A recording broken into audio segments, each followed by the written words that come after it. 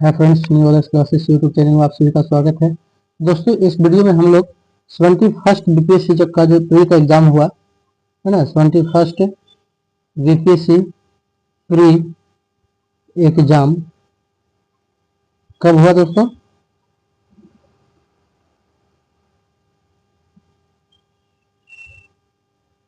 13 सितंबर 2025 को जो आयोजित हुआ है ना, इसका हम लोग दोस्तों आंसर की जो है बताने वाले हैं, है ना। और सभी प्रश्नों को हम लोग सोल्व करेंगे दोस्तों, मैथ में रीजनिंग के जितने भी प्रश्न है ना, और कुछ जीके का भी प्रश्न इसमें रहेगा। तो जितने भी प्रश्न है हम लोग लगभग सभी प्रश्नों को सोल्व करेंगे, है ना। आप लोग सारे प्रश्नों को आंसर मिलाए, है ना, और देखिए कि कितने प्रश्न, कौन कौन से प्रश्न जो है सही है। तो चलिए बिना विलंब किए हम वीडियो को स्टार्ट करते हैं। और दोस्तों, वीडियो पसंद आने पर लाइक करें, शेयर करें, साथ ही साथ दोस्तों चैनल को सब्सक्राइब करें। चलिए पहला प्रश्न है दोस्तों आज का कि निम्नलिखित में से नीचे दिए 4 शब्दों में 3 में एक प्रकार की समानता है तथा चौथा जो है भिन्न है। भिन्न शब्द को ज्ञात कीजिए। और दिया गया है, एक में सूक्ष्मदर्शी यंत्र, बी है दूरबीन और सी है परिदर्शी यंत्र। और इसका जो सही जवाब होगा दोस्तों वो हो जाएगा आपको स्टेथोस्कोपिक श्राविक या परिश्राविक, है ना। तो चलिए नेक्स्ट प्रश्न देखते हैं। इस प्रश्न का जो सही जवाब है दोस्तों सी, है ना। पहला का प्रश्न क्या हो गया, सही जवाब क्या हो गया दोस्तों? इसका जो सही जवाब होगा सी हो जाएगा। नेक्स्ट 2 नंबर प्रश्न हम लोग देखते हैं। 2 नंबर में प्रश्न क्या गया दोस्तों, है ना। 2 नंबर प्रश्न में कह रहा है कि स्प्रिंग, है ना, स्प्रिंग शब्द को लिखा गया है UNUFRC। तो उसी भाषा में मोबाइल को कैसे लिखा जाएगा? तो हम यहाँ स्प्रिंग को देखेंगे कि स्प्रिंग को किस प्रकार जो है, स्प्रिंग को किस प्रकार लिखा गया है, UNUFRC। तो जैसा कि दोस्तों हम लोग जानते हैं कि S का वैल्यू जो है 19 होता है और U का वैल्यू कितना है 21। U का वैल्यू कितना है 21 और N का वैल्यू कितना है 19। तो यहाँ पे +2 किया गया है ना। वही P का 16 होता है और N का कितना होता है 14।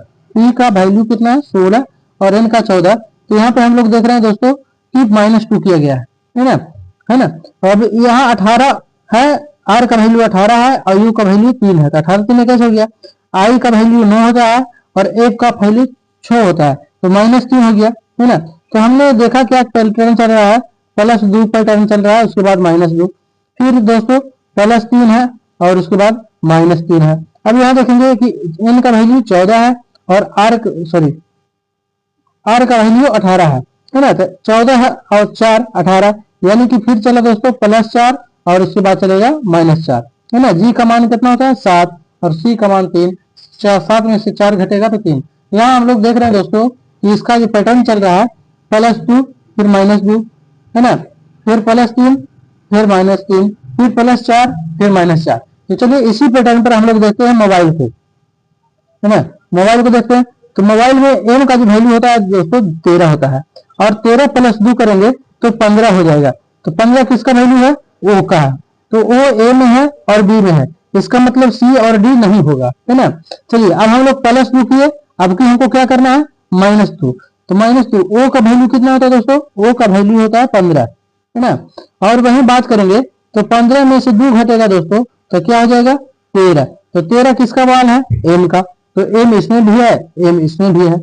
और दोस्तों इसके बाद है I। तो I का मान कितना होता है 9। अब कौन सा पैटर्न हम लोग चलेंगे? +3 का।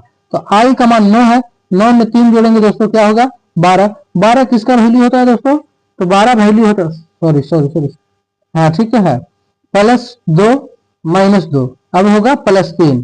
तो यहाँ पे B है दोस्तों, क्या दिया हुआ है? B दिया हुआ है। तो B का मान कितना होता है 2।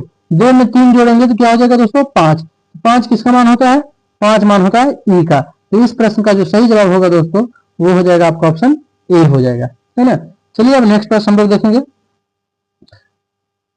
नेक्स्ट है 3 नंबर प्रश्न और इस प्रश्न में कह रहा है दोस्तों कि मुकेश ने अपने मित्र से कहा, रीता मेरे पुत्र की पत्नी की बेटी की माँ है। तो मुकेश का रीता के साथ क्या रिश्ता है? मुकेश अपने मित्र से क्या कहता है कि रीता के बारे में कह रहा है कि रीता मेरे पुत्र की पत्नी, है ना, पुत्र की पत्नी यानी बहू की बेटी बहू की बेटी कहें तो पोती, पोती की माँ कहें तो बहू। यानी कि रीता जो है मुकेश की बहू हो गई। कह रहा मुकेश का रीता के साथ संबंध क्या है, तो मुकेश का संबंध पूछ रहा है ना, इसका संबंध पूछ रहा है दोस्तों, मुकेश का संबंध पूछ रहा है। मुकेश का संबंध पूछ रहा है कि मुकेश का रीता के साथ क्या संबंध है। तो दोस्तों अब चूंकि रीता जो है बहू हो गई है ना, रीता कौन हो गई, बहू, तो मुकेश कौन लगेगा, तो मुकेश दोस्तों ससुर हो जाएगा। क्या हो जाएगा, ससुर।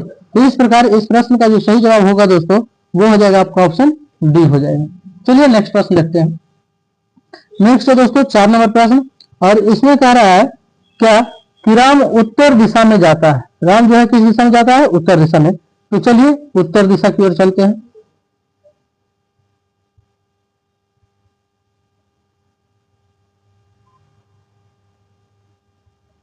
हम उत्तर दिशा में चले दोस्तों।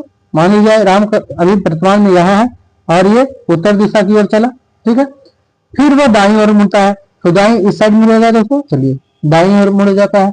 फिर दोबारा वह दाईं ओर मुड़ता है, तो दाईं ओर मुड़ेगा तो फिर इधर मुड़ जाएगा, है ना।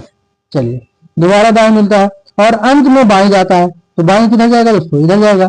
तो अब राम किस दिशा में है, यहाँ डायरेक्शन देखिए दोस्तों, ये तो नॉर्थ हो गया, ये साउथ हो गया, ये ईस्ट हो गया और ये वेस्ट हो गया। तो ईस्ट कहें तो पूरब।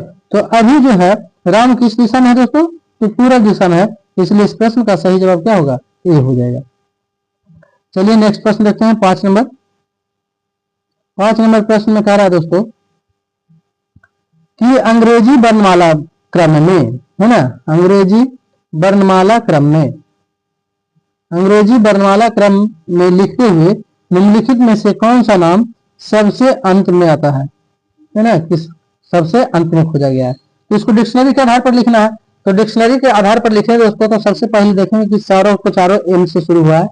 एम के बाद जो है दोस्तों ए से, तो ए से यहाँ 2 शुरू है, यानी कि यही दोनों पहले होगा, है ना। चलिए ये दोनों पहले होगा, हमें पूछा गया है अंत से, तो ये दोनों तो आंसर नहीं होगा, है ना, क्योंकि 4 गो है, तो 4 में से ये दोनों तो प्रारंभ में होगा, या कोई एक पहला स्थान पर हो चाहे दूसरा स्थान पर हो। अगर आप पहला दूसरा स्थान पर भी देखना चाहते हैं तो मैं आपको बता सकता हूँ। यहाँ देखिए ए में एच तीनों अक्षर कॉमन है इसमें, और चौथा अक्षर इसमें आई है और इसमें ये है ई है। तो ये जो पहला स्थान होगा दोस्तों आपको ये हो जाएगा, और इसका जो है दूसरा स्थान हो जाएगा। अब बच गया बी और सी, तो बी और सी का देखेंगे दोस्तों एम ओ एच और एम ओ एच, है ना। तो एम ओ एच 3 लेटर इसका कॉमन है, चौथा लेटर एक में आई है एक में ई है, तो ये हो जाएगा आपको तीसरा नंबर में, और ये हो जाएगा आपको चौथा नंबर में। यानी कि सबसे अंत में कौन सा होगा दोस्तों, महिंदर, MOHINDER। इसलिए इस प्रश्न का जो सही जवाब होगा वो हो जाएगा आपको बी। चलिए नेक्स्ट प्रश्न देखते हैं। नेक्स्ट है दोस्तों 6 नंबर प्रश्न, और इसमें कह रहा है दोस्तों कि 39 विद्यार्थियों की एक कक्षा में नितिन जो है जोगिंदर से 7 रैंक, है ना, 7 रैंक आगे है। नितिन जो है सुरेंद्र से कितने रैंक आगे है, 7 रैंक आगे है। यदि जोगिंदर का रैंक अंतिम से 17वां है, टोटल विद्यार्थियों की संख्या दोस्तों, टोटल विद्यार्थियों की संख्या कितना है, 39 है। अब कह रहा है कि योगेंद्र का अंतिम से रैंक कितना है ना, अंतिम से कितना है, तो 17वां है, अंतिम से 17वां है योगेंद्र का। अब इसमें दिया गया है नितिन के बारे में, तो अब नितिन का देखते हैं कि नितिन का अंत से क्या हो जाएगा, है ना। तो कह रहा है नितिन से 7 रैंक आगे है, तो आगे है तो इसका जो है 17 है और जोड़ 7, यानी कि अंत से 24वां रैंक हो जाएगा, है ना। अब प्रश्न पूछ रहा है दोस्तों कि नितिन का रैंक जो है प्रारंभ से कितना होगा। तो नितिन का रैंक प्रारंभ से कहेंगे तो टोटल संख्या कितना है, टोटल संख्या दोस्तों 39, तो 39, और अंत से नितिन का रैंक कितना हो गया, अंत से रैंक हो गया दोस्तों 24, है ना, अंत से 24, तो 39 - 24 करेंगे तो दोस्तों कितना होगा, 15, है ना। यानी कि नितिन से पहले जो है 15 विद्यार्थी और है, इधर कितने विद्यार्थी है, 15, और यहाँ पे नितिन है, तो 15 के बाद नितिन है, तो 15 + 1, यानी कि नितिन का जो रैंक होगा दोस्तों प्रारंभ से वो हो जाएगा 16वां। इसलिए इस प्रश्न का जो सही जवाब होगा वो हो जाएगा आपका ऑप्शन डी। चलिए नेक्स्ट प्रश्न देखते हैं। नेक्स्ट है दोस्तों 7 नंबर प्रश्न, और इसमें कह रहा है कि प्लस का अर्थ गुना है, गुना का अर्थ माइनस है, भागा का अर्थ प्लस है, और माइनस का अर्थ जो है भागा है, तब इतना का मान किसके समान है, किसके बराबर है। तो चलिए दोस्तों हम लोग इसको हल करते हैं। यहाँ दिया गया है दोस्तों 175 है ना, और माइनस है, तो माइनस का अर्थ क्या है, माइनस का अर्थ भागा है, तो यहाँ पे हो जाएगा भागा, कितना 25 होगा। तो उसके बाद है दोस्तों भागा, तो भाग का अर्थ क्या है, जोड़, तो यहाँ लिखेंगे जोड़, क्या हो जाएगा 5, जोड़ 5 हो जाएगा। अब उसके बाद है दोस्तों प्लस, तो प्लस का अर्थ क्या है, गुना, तो गुना के स्थान पर लिखेंगे 20, 5 गुना 20, और गुना है तो गुना का अर्थ है माइनस, तो माइनस हो जाएगा 3, और प्लस का अर्थ है गुना, तो गुना हो जाएगा 10। अब इसको दोस्तों हल करेंगे, तो यहाँ देखेंगे आपको बोर्ड मास का फॉर्मूला इस पे लगेगा। तो सबसे पहले यहाँ पे भाग का क्रिया होगा, तो 25 से भाग देंगे 175 में, तो 7 बनाएगा, 25 7 75 से है ना। फिर प्लस यहाँ गुना का क्रिया है, तो 5 गुना 20 करेंगे तो 100, यहाँ माइनस 3 गुना क्या है 10, 3 गुना 10 करेंगे कितना होगा 30 हो जाएगा। यहाँ से 70 और यहाँ से 7, तो 70 और 7 कितना होगा दोस्तों 77। तो इस प्रश्न का सही जवाब होगा वो होगा आपका ऑप्शन ए। चलिए नेक्स्ट प्रश्न देखते हैं। नेक्स्ट है दोस्तों 8 नंबर प्रश्न, और इस प्रश्न में कह रहा है दोस्तों कि राहुल की आयु जो है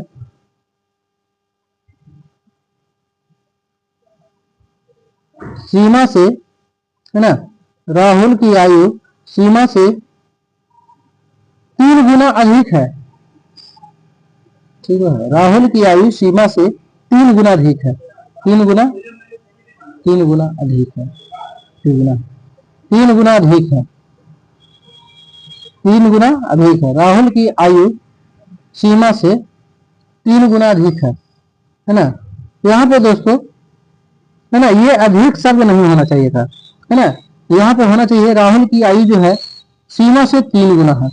4 वर्ष पूर्व, अब इसमें कह रहा है 4 वर्ष पूर्व लक्ष्मी की आयु राहुल से दोगुना थी, है ना। 4 वर्ष पूर्व जो है पूर्व जो है लक्ष्मी का आयु जो है क्या है, राहुल से दुगना है। अगले 4 वर्षों में राहुल 31 वर्ष का हो जाएगा, तो सीमा तथा लक्ष्मी का आयु निकालना है। तो चलिए इसको हल करते हैं हम लोग, है ना। तो इस प्रश्न में कह रहा है दोस्तों राहुल की आयु सीमा से 3 गुना है, तो राहुल का आयु सीमा से क्या है 3 गुना है, 3 गुना कर दिए। चलिए अब 4 वर्ष पूर्व का r -4 हो जाएगा बराबर 4 वर्ष पूर्व जो है लक्ष्मी की आयु राहुल से दुगना थे, तो लक्ष्मी की आयु 4 वर्ष पूर्व, तो 4 -4 है ना, कितना है दोस्तों, कितना है, लक्ष्मी की आयु जो है राहुल की आयु से दुगना है, राहुल की आयु से दुगना है, तो राहुल की उम्र में 2 से गुना कर देंगे बराबर हो जाएगा। चलिए इससे 2r हो जाएगा दोस्तों -8,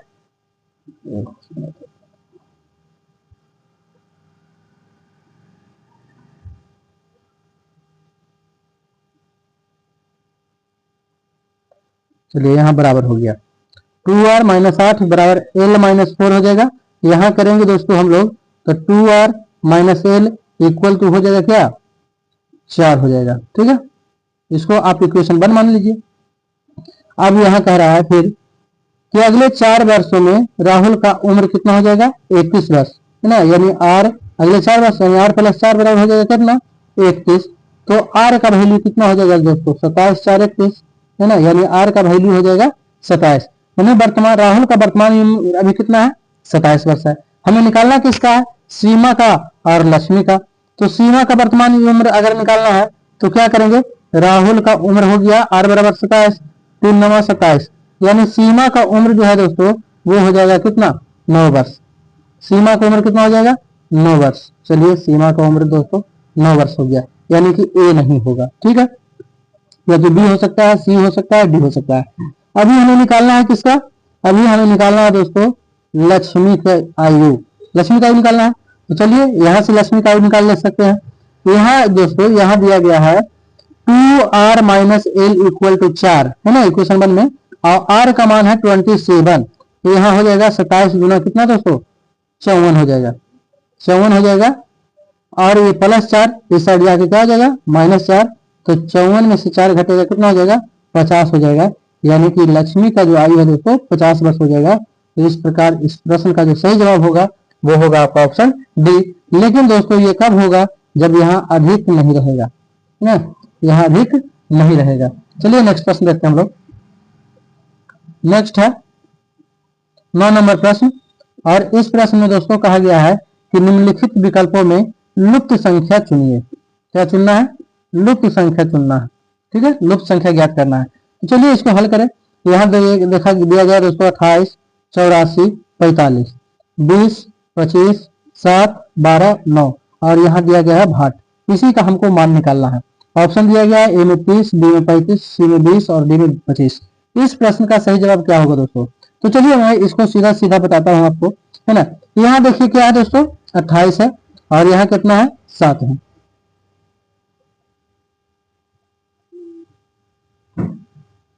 यहाँ जो है दोस्तों आपको क्या दिया गया है, 28 और यहाँ दिया गया है 7। चलिए इन दोनों से हल करते हैं। अब दोस्तों यहाँ पे देखेंगे कि ये 7 से अगर 28 को डिवाइड करते हैं तो ये डिवाइड होता है कितने बार में, 4 बार में। 4 हमको लाना है कितना, 20। तो इसमें क्या किया दोस्तों, 5 से गुणा किए तो 4 पचे क्या हो गया, 20। एक टोटली कर गया दोस्तों। अब दूसरा देखते हैं, ये है दोस्तों आपको 45 और यहाँ है आपका 9, 45 और 9। तो चलिए इसमें भी वही करते हैं। क्या करेंगे, 9 से भाग देंगे 45 में तो कितना हो जाएगा, 45। 9 पचे 45 और 5 से इसमें गुना करेंगे तो 25। चलिए नियम तो लग गया दोस्तों, है ना। अब वही काम हम इसमें भी करेंगे, है ना। यहाँ दोस्तों दिया गया है कितना, 84 और यहाँ दिया गया है आपको 12। अब 12 से हम लोग 84 में क्या करेंगे, डिवाइड करेंगे। तो करते हैं, 84 को 12 से डिवाइड करेंगे कितना होगा, 7। ऐसे हम गुना करेंगे 5 से तो 7 पचे 35। इस प्रश्न का जो सही जवाब होगा दोस्तों वो हो जाएगा आपका ऑप्शन बी अर्थात 35। चलिए अब 10 नंबर प्रश्न देखते हैं। नेक्स्ट हो गया दोस्तों 10 नंबर प्रश्न। और इस प्रश्न में दिया गया है कि RAIN रेन को लिखा गया है, आपको क्या लिखा गया है, $8% 6। यानी कि दोस्तों हम कह सकते हैं R को लिखा गया है 8 और A को लिखा गया है आपको डॉलर, है ना, डॉलर लिखा गया है। और वहीं देखेंगे I को लिखा गया है परसेंट और N को लिखा गया है 6, है ना। तो इस प्रकार से आप लोग को देखना है। तो चलिए हम लोग देखते हैं निकालना है किसका मान। कहता है रेन को दोस्तों, रेन को लिखा गया है क्या, रेन को इतना लिखा जाता है तथा मोर को इतना लिखा जाता है। तो रिमेन को कैसे दर्शाया जाएगा, तो चलिए हमको मान किसका किसका निकालना है, रिमेन, REMAIN। इन सब का अगर हम वैल्यू निकाल लें दोस्तों तो आराम से हम इस प्रश्न का उत्तर दे सकते हैं। तो चलिए यहाँ R का मान देखेंगे क्या है ना। तो R का मान देखेंगे, अगर यहाँ R हो गया और यहाँ आपका 8 हो गया तो R का वैल्यू तो दोस्तों 8 हो जाएगा। ठीक है, तो 8 किसके किसके में है, ये खत्म हो गया, आपको ये खत्म हो गया, बचा आपके पास 2 ऑप्शन। अब चलिए E का मान निकालते हैं। तो E का मान कितना है दोस्तों, E आप देखेंगे कि E यहाँ पे है ना। तो E लास्ट में है, यहाँ लास्ट में @ है। तो E का मान हो जाएगा क्या, आपको @ हो जाएगा। चलिए @ किसमें है, D नंबर में है। तो इस प्रश्न का जो सही जवाब होगा दोस्तों वो हो जाएगा आपको ऑप्शन डी, है ना। रिमेन था R का मान हो गया आपको 8 और E का मान हो गया, E का मान हो गया आपको @ चलिए आपका सही जवाब होगा दोस्तों ऑप्शन डी। चलिए इसमें तो अब सारे हम लोग मैथ रीजनिंग का प्रश्न सोल्व कर लिए दोस्तों। अब चलिए देखते हैं कुछ करंट अफेयर का प्रश्न इसमें दिया गया है। जैसे 11 नंबर प्रश्न है दोस्तों, इसमें कह रहा, इस प्रश्न में कह रहा है कि 38वीं जूनियर एथलेटिक चैंपियनशिप 2025 में बिहार के खिलाड़ियों ने कितने कांस्य पदक जीते हैं, है ना। कांस्य पदक की बात कर रहा है। ऑप्शन दिया गया है A 4, B 5 और C 6 और D है उपरोक्त में से कोई नहीं। तो 38वीं राष्ट्रीय जूनियर एथलेटिक चैंपियनशिप 2025 में बिहार जो है दोस्तों कुल 11 पद जीते हैं। कुल कितने पद जीते, 11 पद। तो इन 11 पदों में 6 स्वर्ण पदक है, गोल्ड कितना है, 6 है। वहीं रजत की बात करें दोस्तों, रजत की तो 4 रजत है, 4 रजत है और 1 कांस्य है, 1 कांस्य पदक है ना, 1 कांस्य पदक है। तो इस प्रश्न में जो लास्ट का ऑप्शन दिया गया है उपरोक्त में से एक से अधिक, ये तो नहीं होगा दोस्तों, है ना। ये भी नहीं होगा, ये भी नहीं होगा, ये भी नहीं होगा, यानी कि ये उपरोक्त में से कोई भी प्रश्न नहीं होगा, उपरोक्त में से कोई भी नहीं होगा, है ना। इसका सही जवाब क्या होगा, कोई नहीं। इस प्रश्न का सही उत्तर क्या होगा दोस्तों, कोई नहीं। तो ये जो प्रश्न जो आपका ऑप्शन दिया गया है, ये गलत ऑप्शन दिया गया है ना, ये क्या है, गलत ऑप्शन दिया गया है। ठीक है, नेक्स्ट प्रश्न हम लोग देखते हैं।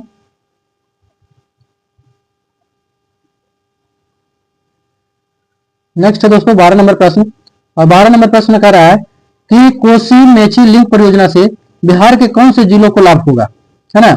ऑप्शन है आपका ए पटना, नालंदा, गया, सिवान, बी है दरभंगा, मुजफ्फरपुर, सीतामढ़ी, बेगूसराय, सी है दोस्तों अररिया, पूर्णिया, किशनगंज, कटिहार, डी है उपरोक्त में से एक से अधिक।